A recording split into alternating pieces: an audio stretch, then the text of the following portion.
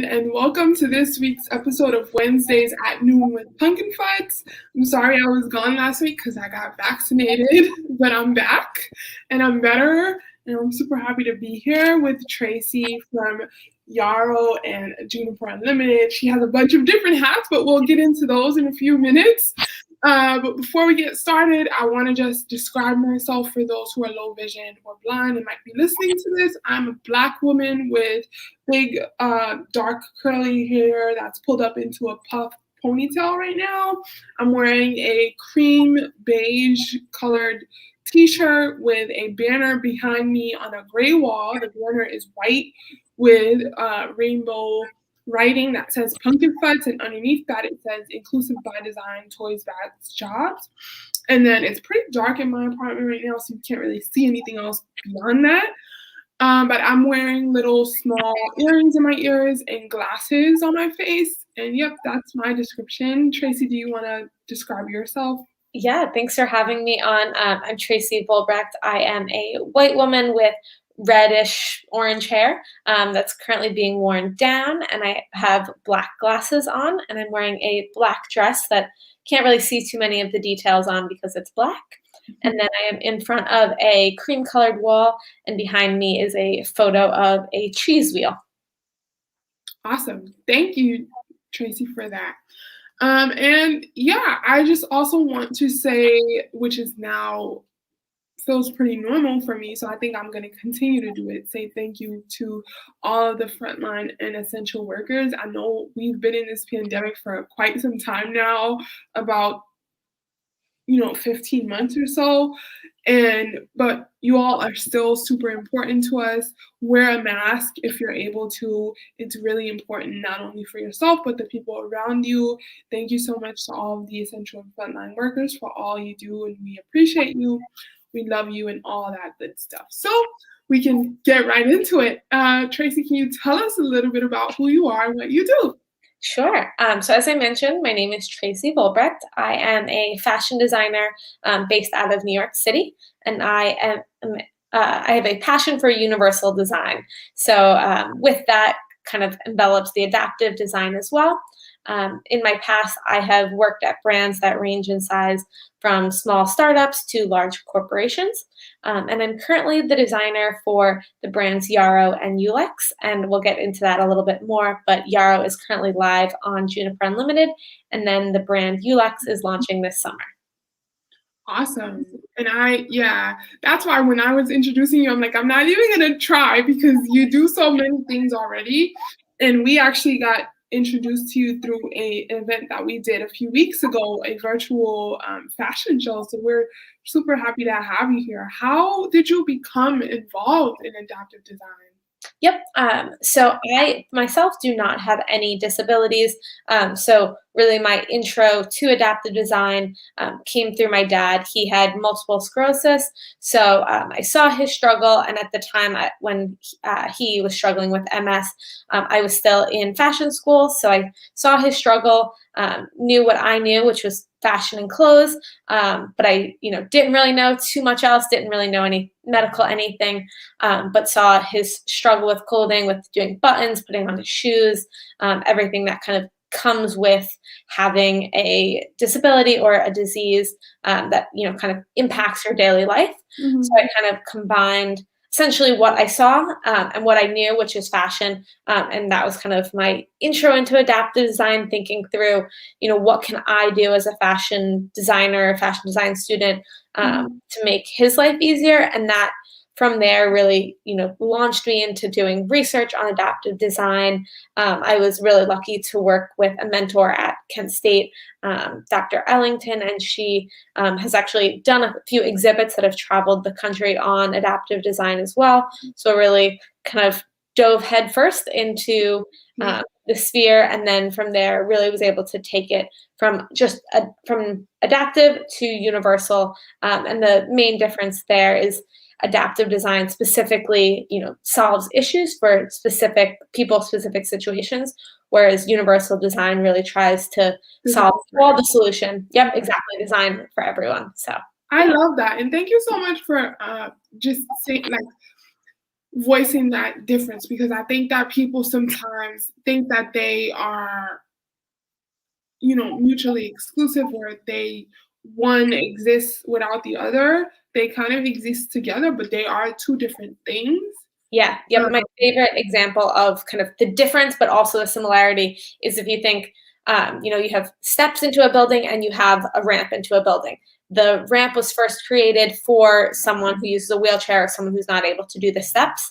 But now, if you think about it, everyone can use the ramp. So, do we even really need the steps? We can just all use the ramp. right. Or, Yeah. I mean, there's also the accessible bathroom example. Like, who doesn't prefer space? Like, those small standard stalls are really hard to get into for anyone, honestly. So why can't all of the bathrooms be accessible? And I remember so many times when we were actually working in person that I would go to the restroom at our office and see people coming out of the accessible stall because that's what they prefer. So why Yeah. don't we just make everything accessible? Yep. Make it Exactly. universal for everyone. So yeah, I love that. Do you remember, like, is there anything that you designed specifically for your dad during that time? Not too specifically. It wasn't that I like created clothing for my dad. It was a bit more like I hack what he currently had. So taking a shirt that he currently had that had buttons on it, and swapping it out with magnets. So kind of what Magnaretti is essentially, but doing it, kind of a little bit of the make do life hack type way at the time when Yeah, he was really struggling. So that was the intro there, and then as I went through my degree and got more experience, was really able to start from the beginning, from adaptive designing from the beginning. So that's awesome. I commend you for taking, like, such an unfortunate sort of situation and turning it into something really powerful. Like, you took it and said, yeah, I think that I love stories like that, to know that people are taking situations that are really hard for anyone and turning it into saying, like, what can I do to help this entire community? How can I contribute? So thank yeah. you for making that choice, even if your dad was the inspiration. I think Thank that's you. amazing. Yeah. I see we have some comments here. We love universal design at Pumpkin Feds. That's true. We do. Yeah.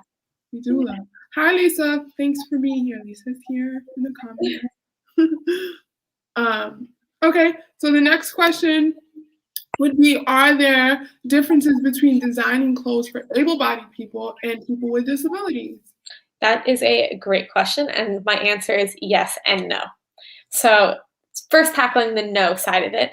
At the end of the day, everyone wants the same things out of their clothes. They want to look good, they want to feel good. Everyone wants to get dressed easily. Everyone wants to walk into a social space and have someone say, "I love your insert garment there." Mhm. Uh, so in that sense, no, the aesthetic of the garment is the same. Designing, a cute dress is the same for both people with disabilities and people without. Where the differences come is really how the garment functions.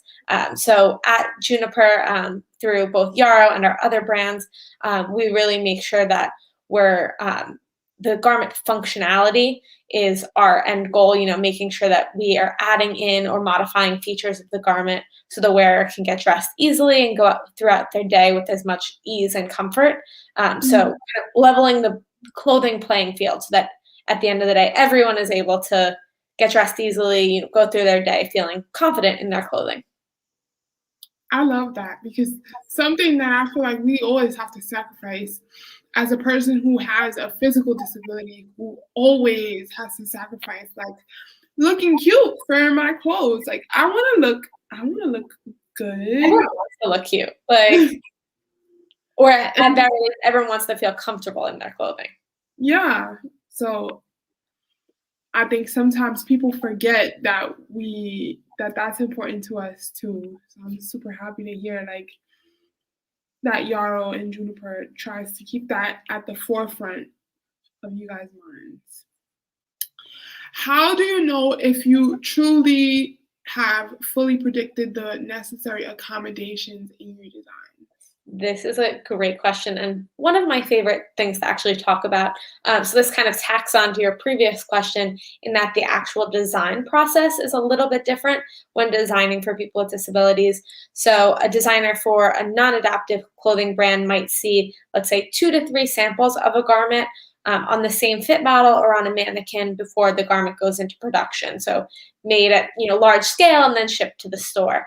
But for us at Juniper, really to make sure that the garments actually work for the consumer, which some of our designs definitely don't. There's times that we come up with an idea and test it out, and then we say, oh, this doesn't work. So in order to really make sure that it does work for the consumer, we'll conduct a process called wear testing. So this is where we take our garments, we have our samples of garments, and then we'll send them to real people with a range of disabilities. So whether it's someone who uses a wheelchair or someone with dexterity challenges, anywhere and everywhere in between.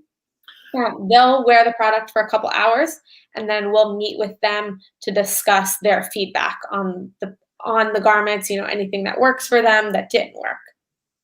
I love that you guys have, our community be a part of like creating these, because there's a big difference between, a company for the community and designing with the community. So Completely. And even, on our team, we do have, at Juniper as a whole, we do have a range of people with disabilities.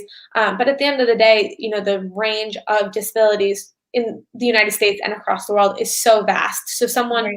the challenges that someone who, uses a wheelchair might have with a dress are very different than the challenges that someone who has a prosthetic leg has with a dress. So just us using our own experience, isn't always enough. And out of these wear test discussions with the range of people comes some really great ideas. Both, yes, this idea that you came up with to swap the magnets with the buttons works perfectly, and then we, give ourselves a little pat on the back and move on within the process. Or sometimes we get sessions where the person says, this doesn't work for me. I appreciate your effort, but it really doesn't work for me. And then we have to then, from there decide, will it work for a different population, or does it not work in general? Do we need to go back to the drawing board and redesign? Mhm. I love that. And I see this is one of the questions that we do have Cool. Towards the end of our question set, but we can answer it now. What is the hardest design challenge you have tackled? Yeah. Let's see. That's a good one. So that's a little. I have a couple answers here. So one that we haven't tackled yet is leggings. Leggings are super comfortable, stretchy. I feel like most people love leggings, but they're not always the easiest to get on, take off. And then the second you have, maybe you use a wheelchair, so you need that seated back rise, or you have a prosthetic limb and you need to be able to take off your legging. We haven't tackled that one yet. So that one's in our docket of, potential challenges that we need to tackle one day. So that one's a to-do. And then in terms of one that we have tackled, is actually our seated dress pant. So we have on Yara, we have a pant called the Lucy pant, and it is a dress pant, a more professional pant, but feels like a legging. It's got a ton of stretch to it. And that one has a magnetic fly with a Velcro button instead of a real button. And then we also added side slits on that, and we have 2 versions of it. So we have a standing version and then a seated version. So the seated version is ideal for people who use wheelchairs or anyone who's sedentary for long periods, because it does have a higher back rise. So the butt of the garment is more comfortable and more intended for someone who's seated. That's amazing. And we'll share like links to Yarrow and Juniper at the end of this, so that anyone out there who might need some of the things that Yarrow and Juniper provides, you all can purchase that stuff at the end of this if you'd like. some of it. So some of it I will talk about is not available yet, but that's the good thing about being friends with people. You get exclusive stuff. um, so yeah, I'm just wondering, can you tell us a little bit about your design processes? What you spoke a little bit about it earlier, like the post-production stuff and how you guys come up with like whether something works or not, but like even before that, can you tell us a little bit about that? Yeah. So we are pretty unique in that we're kind of combining the traditional fashion cycle with the adaptive, add-ins. So in the beginning, like a traditional fashion cycle, we will get, a SKU plan, which means, are we buying for spring 22, let's say, are we buying 2 shirts and 2 pants? Designing a dress and a jacket, let's say. So we have, we know what we're trying to look for, what we're designing into. So then we'll do some trend research, make sure that the shirts that we're designing are on par with what everything else going in the industry. Like we mentioned earlier, people with disabilities still want cute on-trend clothing. So we check that box off in the beginning. Look at colors, make sure that we're doing the it color of the season, that kind of thing. And then from there, we'll start the actual, designing of the garment, coming up with whether we're doing a, short sleeve shirt that has a button front, and then we're going to use magnets there, or do we want to do a wrap top that has, elastic and Velcro in the wrap portion. So we'll, do the designing and investigating there. Then kind of back to the traditional fashion cycle, we'll send a tech pack to our factories overseas, and then they will, in usually about a month and a half, they'll send us a sample. We'll do a fitting to make sure that the garment, looks how we want it to look and is about the right size. We'll send comments. The factory will then send us a second sample, and this is where our wear test process comes in.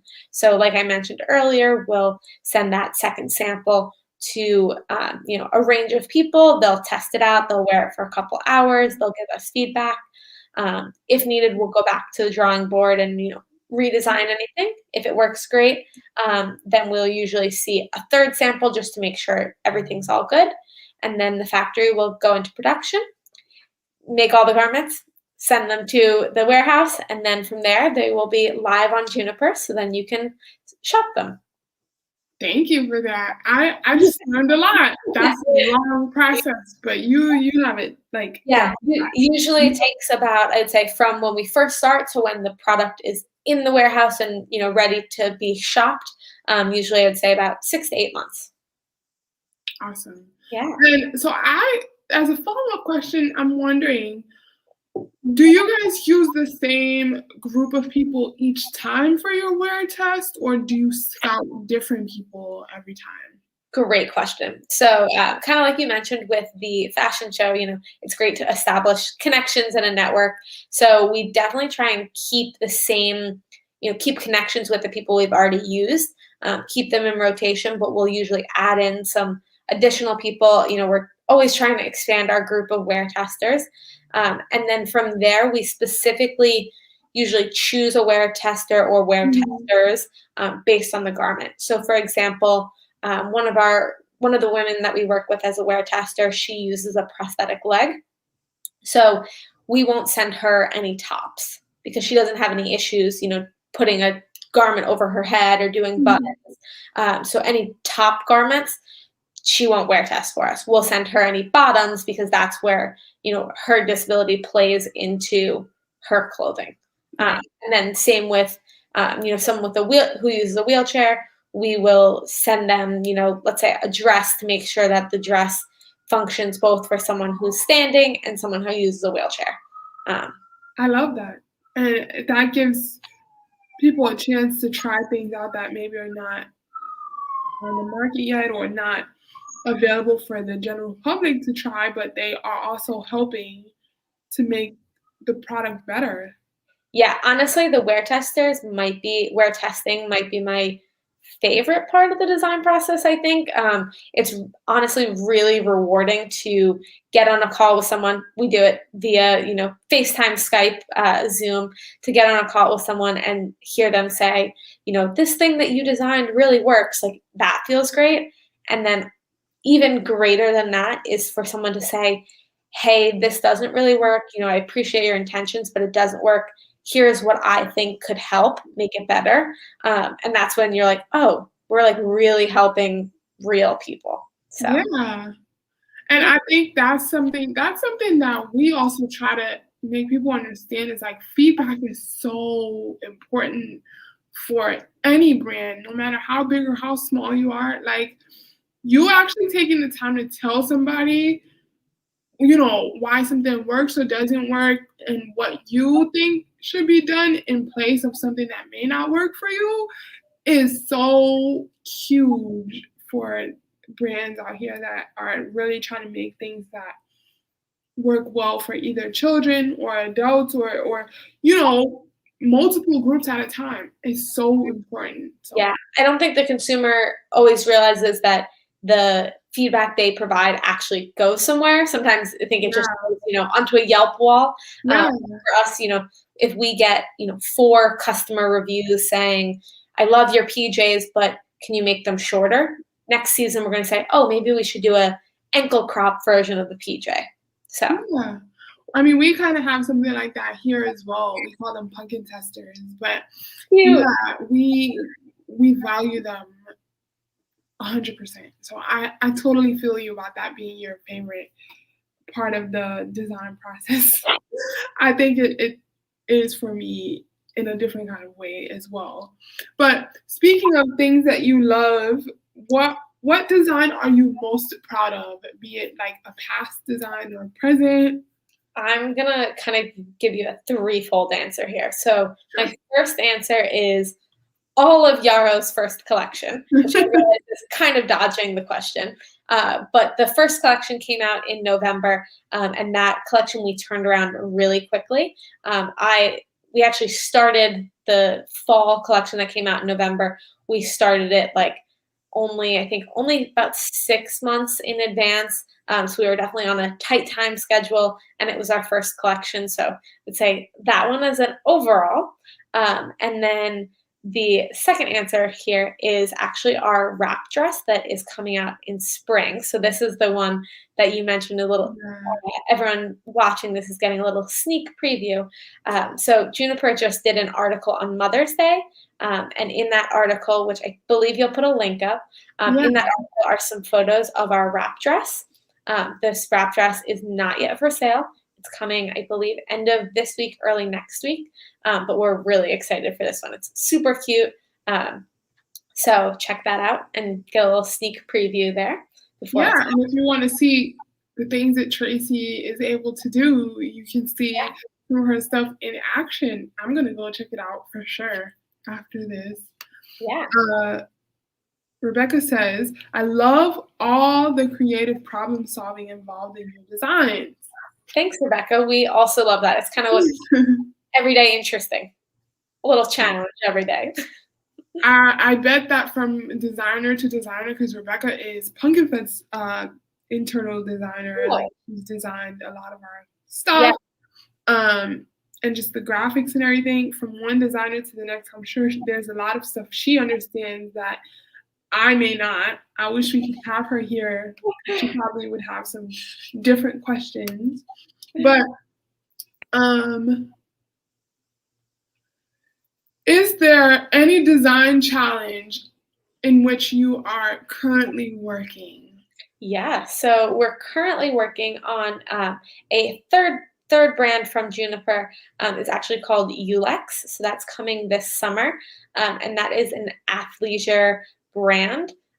So that is, I would say, the challenge part of it is that it's definitely geared towards a younger consumer as well as a part of the fashion industry that isn't yet tackled.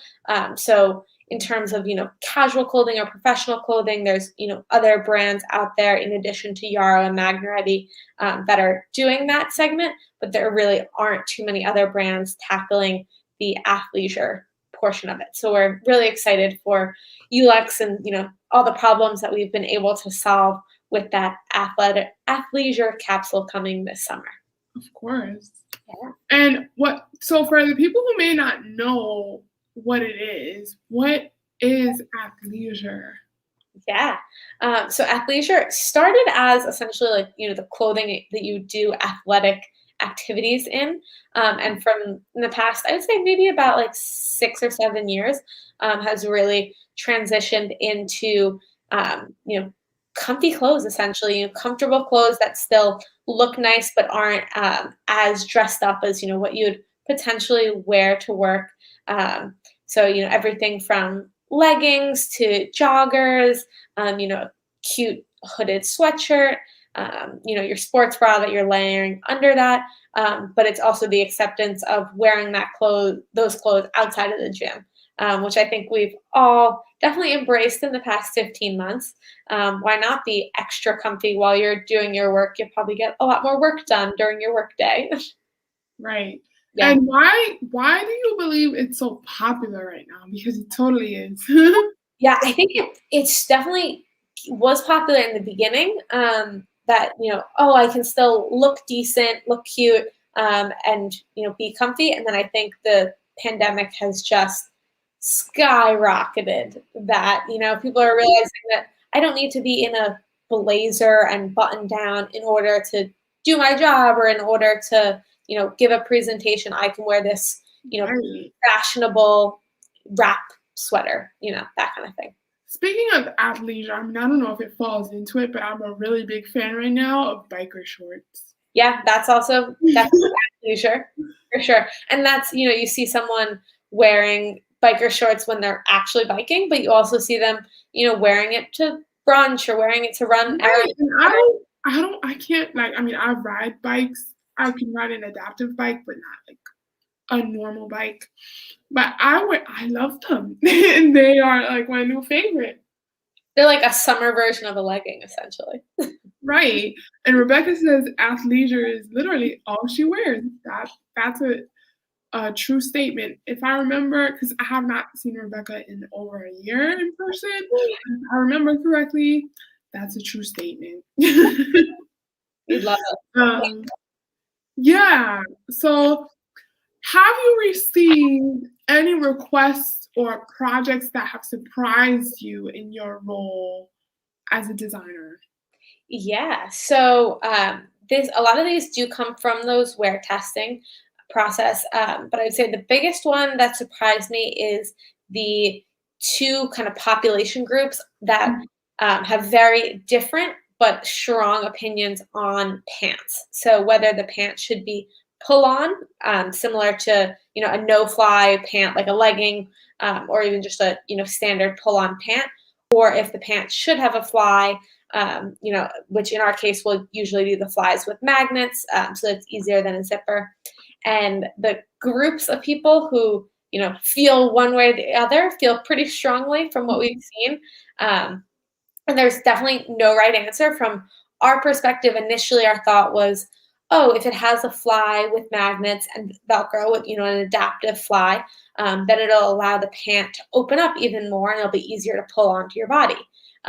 So definitely have some people who subscribe to that idea, some consumers. And then on the opposite side, we have consumers who, say like, I just need it to be super stretchy so that I can pull it up my body. So seeing, both sides of it. Yeah. And I feel like we probably should have asked this question earlier, but how did you become involved with Yarrow? Oh yeah. So this is a good one. It was actually kind of a crazy whirlwind. I believe it was, let's say, about a year and a month and a half ago or so, that I received an email from my mentor at Kent State, Dr. Ellington, and she said, "Hey, someone in the adaptive space is looking for a designer. Would you be interested in doing a phone call with her?" And I said, "Sure, why not?" And at the time, I was furloughed. It was, the height of the pandemic. So I was figuring out, what can I do during this time? How can I help? I know you mentioned the, shout out to the frontline workers. So thinking like, I know how to sew. Can I sew masks? Can I, donate food? So then when she reached out to me, I was like, okay, this sounds like a pretty good use of my time. And then I had a phone call actually with Maura Horton, the founder of Magnaready. So, spoke with her. She's telling me about, I'm working with Juniper Unlimited. We're looking to launch a women's brand. At the time, it was not called Yarrow. It didn't have a name yet. But she said, I know that you have experience in this realm. Would you be interested in, interviewing with the other members of the team and seeing if you're a good fit? So, talk to a couple of different team members at Juniper. And then probably I'd say within like 5 days of when she had reached out to me, said, we want to get this project underway. Would you like to do it for us? So I said, sure, this sounds great. Hopped, dove in head first. And then since then have been working with the team. And then I'm lucky to say that I started full-time at Juniper in February. So amazing. And congrats on everything that has happened like during the pandemic. Yeah, that was probably the most surprising part, was like in a time that, everyone was clinging to their jobs with their dear life. I had a new job opportunity kind of thrust upon me. So I'm definitely grateful. Those types of situations are the best. And Lisa says, does Yarrow just do women's or also men's clothes? Great question. So Yarrow is just women. We say the, brother, sister brand to Yarrow is Magnaready. So we have Magnaready, we have Yarrow, and then kind of what would be almost the teenage kid of the two brands is Ulex coming this summer, and that's the athleisure brand. And that one is both men and women. Nice. Yeah. And we've been talking about Juniper. Can you tell us what is Juniper and Global Brands Group? Yeah, I guess I probably should have mentioned that one in the beginning. So Juniper is an adaptive marketplace. So it ranges from, clothing that is for sale, Magnaready, Yarrow, as well as some other brands that we have on. And then it's also a community space. So we have articles, tips, interviews, from everything from, we have a skincare brand that was started by a man who uses a wheelchair. So we have that both, as an article to, learn about this brand, and then also as a shop. Everything kind of in between, very community oriented. And then Global Brands Group is actually the parent company behind Juniper. So they kind of allow us to do the functional portions behind Juniper. And the kind of best comparison between Juniper and then Yarrow, Magnaready, the other brands, is similar to, how Target has Cat and Jack. So Target would be Juniper, Yarrow would be Cat and Jack. It's like a brand within a company. Nice. Okay. I mean, I feel like I maybe asked the questions out of order, so don't worry about that. We know now what the difference is between the two of them. Where can people see/buy your clothes? Yep. So right now, Juniper is only online, so you can go to juniperunlimited.com and check out all of the clothing on there. We have some new products coming, every season, so you can keep, going back and checking out the new product. As well as, on our Instagram and our Facebook as well. You can check the Juniper social media to see the product as well. Yeah, so just for Juniper is Juniper Unlimited. So the Unlimited is abbreviated, but Rebecca just brought it up right before this. And that's Yarrow's Instagram, and also Juniper has an Instagram account. Correct. Yep, so Juniper has an Instagram and Yarrow has an Instagram as well. Awesome. And again, you can check out some exclusive pieces in their Mother's Day blog post that we talked about earlier. And yeah, what are you most looking forward to after the pandemic? I think we're kind of sort of getting there. Like the vaccine has helped us to see a little bit of the light. But yeah, a little bit of light, like you. I was also vaccinated last week, so I have one more shot to go, but definitely excited about that. The vaccines kind of becoming more commonplace and people feeling a bit more safe. In terms of once we're fully clear, I am so excited to go to other countries. I definitely miss traveling and seeing new things. I feel like that's been throughout my whole life been such a great learning experience and creative design experience to go and, for example, I studied abroad in Italy, so went to Italy and saw what people are wearing there, what kind of trends are going on there, and then also checking out the history and the art and being able to take what I learned back to my creative process. So I love that. What are some that are on the top of your list, like to go ooh, once you're able? good question. Hmm. Well, my boyfriend's family is from Portugal, so maybe that's on the top of the list to see some, family on the other side of the ocean. So, okay. Nice. I love Yeah. that. I've never been to Portugal, but maybe one day. I mean, for me, I really want to go like to Greece. That's my number one Ooh, place that I want that to was a good go. one. That one's up there too. And I see this question from Lisa. She says, "Do you sell in the U.S. or in other countries as well?" Ooh, that is a great question. So I know for sure we definitely sell in the United States and we have free shipping and returns in the United States. And then I do believe that we also offer shipping to Canada at this time. And we have not expanded internationally besides that yet. Okay. Yeah. Thank you for answering that question. And our last question, have you received any requests slash projects that have surprised you in your role as a designer? Yeah, so this is also kind of, I'll put this out to anyone who's seeing this. If there is anything specifically that you would love to wear in your daily life, we're always taking feedback. Reach out to us through social media to say hey, I really need a rain jacket or different garments like that. So we're always taking feedback. And then in terms of projects that surprised me.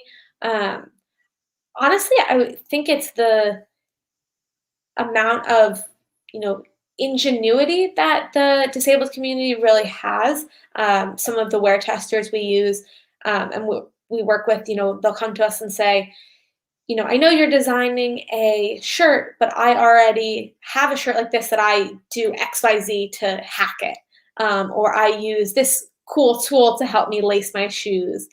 So I really think the way that, the community has just adapted and, figured out how to make it work for them. But hopefully with our product that it'll be a little bit easier and they won't need to, buy a special tool to button their shirts, that it'll just be magnetic and a little bit easier.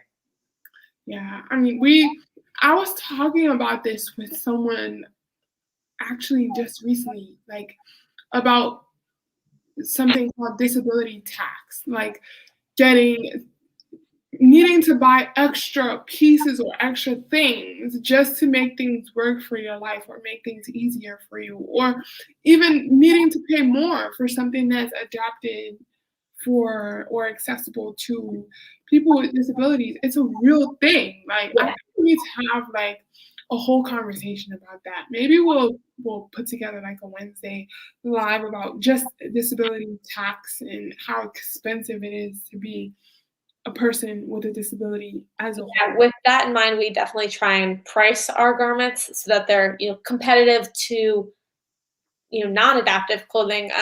We say, our kind of comparison price Yeah, range for Yarrow is, like Land's End is our comparison price range. So if someone's buying Land's End, they can, hopefully afford to buy Yarrow as well, and then, the sales and that stuff adds on to it and hopefully makes it more I love accessible because you're definitely right that there is, more costs to living a life as a person with a disability.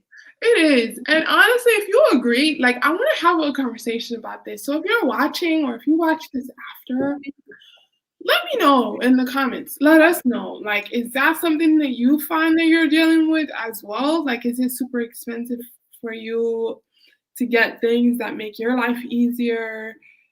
Do you think that disability tax is a real thing? Like, I saw a video on TikTok actually that was speaking about it. I think from our friend. Tiffany Yu. So if you know Tiffany Yu, she talked about this on TikTok. So let me know if you guys agree. Is this something that you've experienced in your life? Let us know in the comments. But Tracy, thank you so much for being here for this conversation with us today. I think this was amazing. I learned a lot. As a person who I think I call myself fashionable, but I'm not a designer. You know, I can dress a little bit. I think I try to make do. So I really enjoyed this conversation a little bit, learning a little bit about like the inside stuff. So thank you so much. Yeah, thank you for having me. I definitely have loved, getting to know you guys at Pumpkin Funds. So, I hope we all keep doing what we're doing and, have some, innovations across the adaptive space. Yeah, I hope so too. And again, like we should probably put up your Instagram and Yep. your websites and stuff just so that people can check you all out, buy some products that maybe might help you in some kind of way in your life out there. Shanique is definitely our fashion maven at Pumpkin Fudge. No way, stop. I'm gonna go shrink into my chair. I like yeah, I will accept that compliment. I need to do better at accepting compliments. So yeah, again, thank you, Tracy. This was amazing. You're awesome to talk to. And make sure to be here next week, guys. I am not remembering right now who we're having on for next week's guest, so forgive me. But join us on Friday for Miss Nina. We love Miss Nina. She's gonna come and do some moving and grooving songs for kids. So if you have children, come and join us at 4 p.m. right here on Facebook.com, YouTube.com/pumpkinfutts if you're around.